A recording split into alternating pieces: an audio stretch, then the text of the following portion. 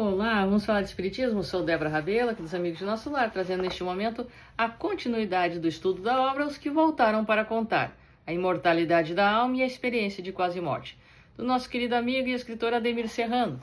Vamos lá então, dando continuidade ao nosso capítulo. Perdeu a consciência, desmaiou e caiu. Mas como poderia ter perdido a consciência diante da grandeza dos fenômenos que começava a vivenciar?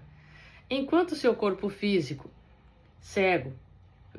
e cego jazia inerte no chão, primeiro foi a luz, com cores indescritíveis, que a engolfou.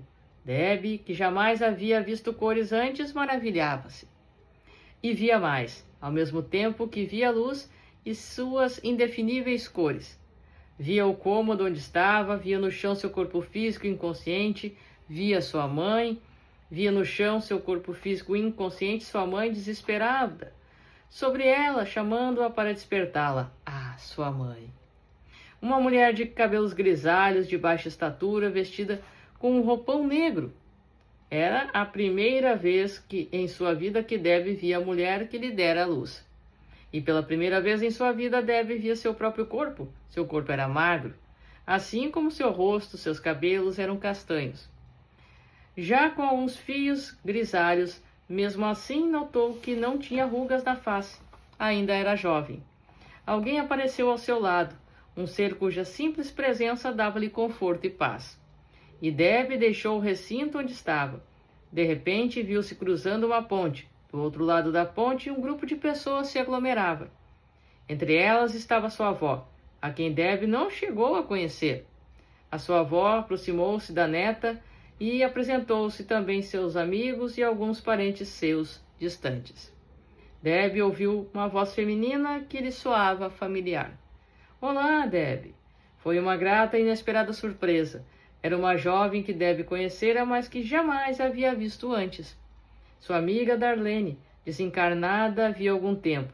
Em vida, Darlene era gordinha devido a um problema de tireoide, mas agora via-se esbelta e saudável.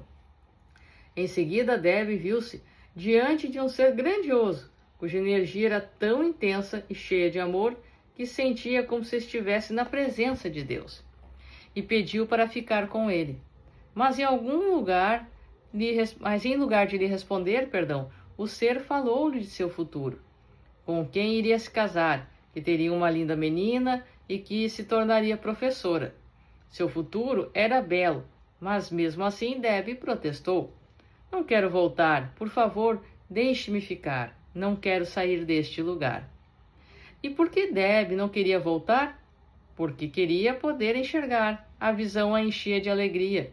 E por isso ela queria continuar a ver. Ela sabia que ao retornar ao corpo físico deixaria de enxergar.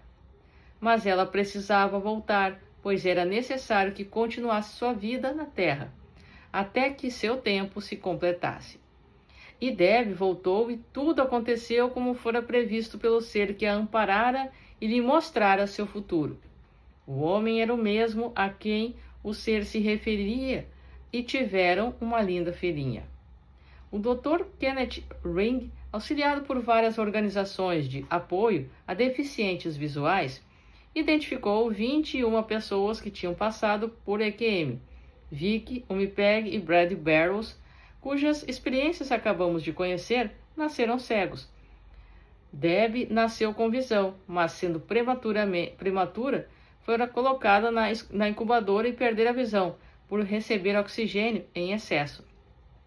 Alguns perderam a visão na infância, outros tiveram a visão extremamente limitada, conseguindo apenas distinguir a claridade e a escuridão. Dos 21 deficientes visuais investigados, 15 enxergaram imagens, 3 não souberam dizer se tiveram visão normal quando estavam fora do corpo. Apenas 3 disseram que nada viram. Vimos aqui um relato de apenas 3 deficientes visuais que tiveram visão durante a EQM, Vicky, Brad e Deb. E o que tiveram e sentiram os outros 12 investigados pelo Dr. Ring? Basicamente o mesmo que estes 3. Na verdade, suas experiências foram similares às de milhões de pessoas que passaram por EQM ao redor do mundo. Primeiro, a sensação de estar saindo do corpo, vendo o corpo físico inerte, deixando o local onde estava.